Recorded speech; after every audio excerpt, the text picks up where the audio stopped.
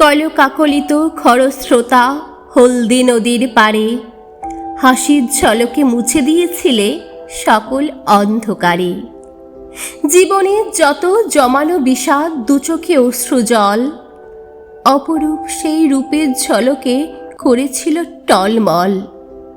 মায়াবিনী সেই রূপের আলোতে ম্লান হয়েছিল চাঁদ, সঞ্চিত ব্যথা সব মুছে দিলে ঘোচালে অবসাদ। অপ্সরা যেন নেমে এসেছিল প্রভাতী আলোর মতো, বিষাদের ছায়া মুছে দিয়েছিলে অপবাদ ছিল যত।